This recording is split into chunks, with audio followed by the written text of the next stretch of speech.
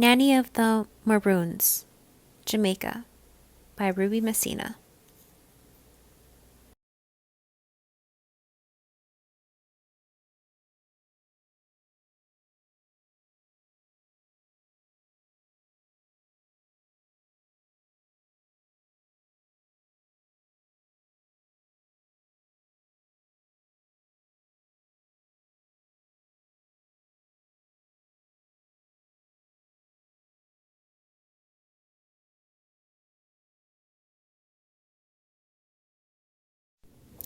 Location, Jamaica.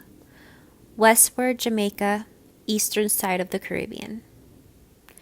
Nanny of the Maroons. Nanny was a leader of the Maroons at the beginning of the 18th century. She was particularly important to them in the fierce fight with the British during the First Maroon War from 1720 to 1739.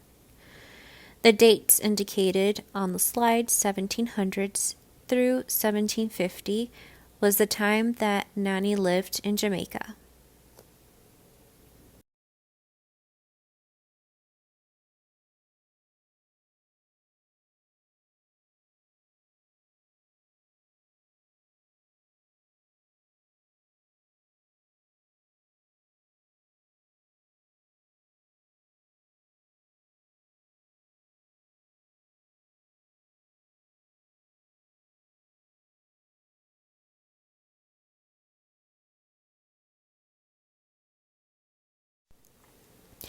Who is Nanny of the Maroons? When you look to the ancestors of those before you, you people can conform as the plot to create a nation that suits our people blossoms. Born in Ghana, Nanny was a Sante. She traveled through the transatlantic in the late 1600s and became known to be a Jamaican national hero. Known as Queen Nanny, or the mother of us all, was a leader of the Jamaican Maroons in the 18th century.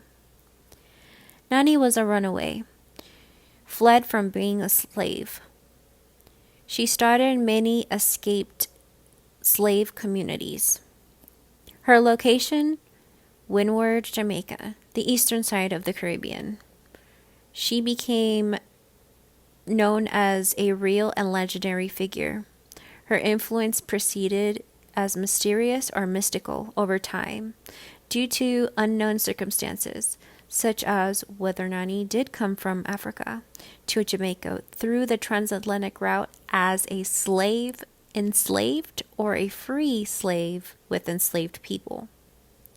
Other myths were her marriages, if any. Some believed she was like the Virgin Mary of Jamaica. Others believed she had magic powers because she fought in battles against the British and her survival gave her mortality. It is said she could catch musket bullets, or certain parts of her body could not be penetrated by bullets. Lastly, myth suggests she could magically seed and sprout pumpkins to feed her people after a few days. Her name properly, Nanani, was derived from the Akan, Ghanaian word meaning ancestress and mother, and this establishes her ethnic origin.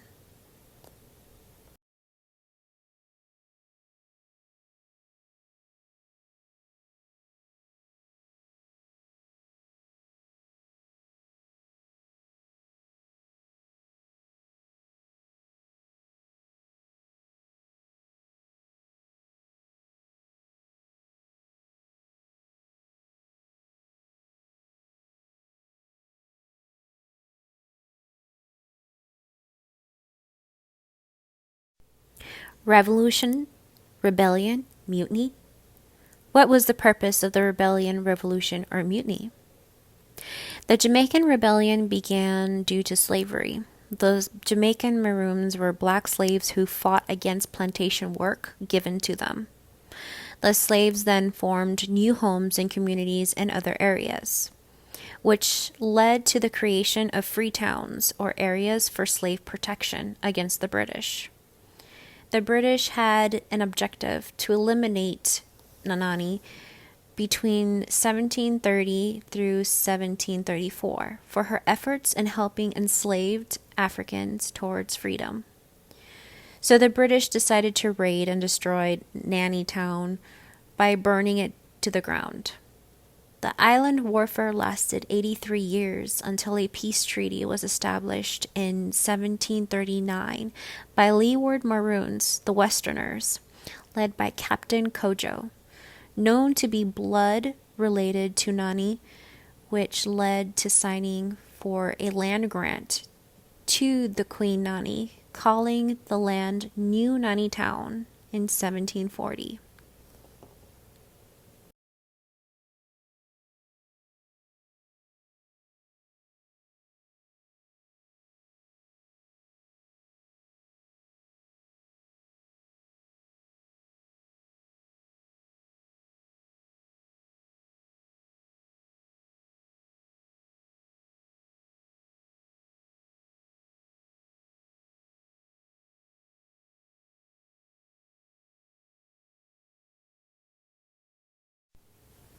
How did the rebellion, revolution, or mutiny start?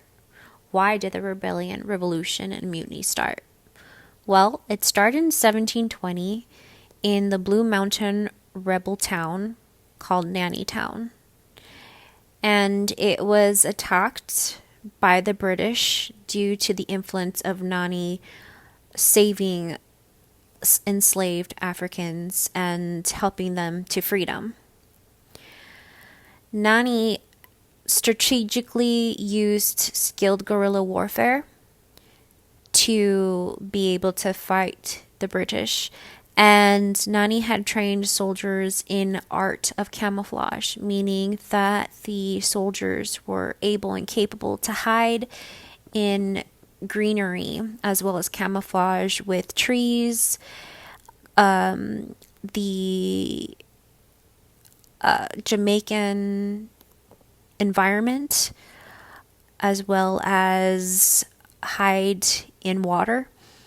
And cannons were also used in this particular war. Eventually, Nanny also trained how to use muskets, and they were able to build their own cannons as well to be able to survive.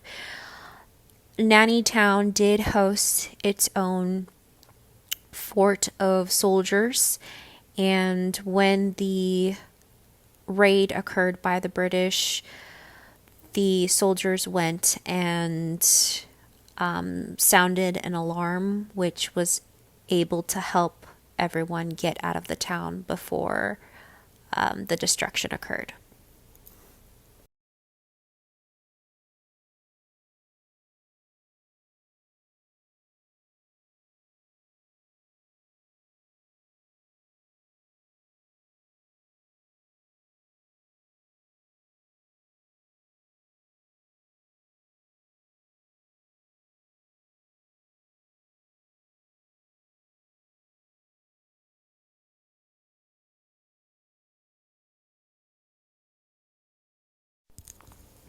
How did rebellion, revolution, and mutiny relate to notions of liberation and asserting the right to be? The objective was liberation from plantations, which meant cutting ties from slave ownership. This is due to the wanting the rights to freedom and to humanity. So that will for freedom meant that there was going to be destruction, and then there was going to be chaos, and that there was going to be some sort of disconnection from what was going on then in slavery. And the notions to liberation was asserted by this woman individual who already was considered free. She was a free slave. She was living free. And she was the one who motivated this idea that freedom does exist and that any enslaved person could be free. What was the lasting result or counter revolution? Well, the results were that women participated in a male dominated social class, which emphasized survival skills, thus having them trained to fight or hold a weapon, learn strategies in warfare like men did, and having male soldiers trust women leadership. On top of the results, there was a peace treaty that was signed, and Nanny was granted land to rebuild her town. So this is already suggesting that a free slave could own property, can have some kind of ownership. And with the town being rebuilt, that meant that those that needed a home or had a home can still have that. So it's still granting them that freedom, and keeping a peace treaty meant that there was going to be peace, that there wasn't going to be destruction, that they could have their freedom and be people, be humane.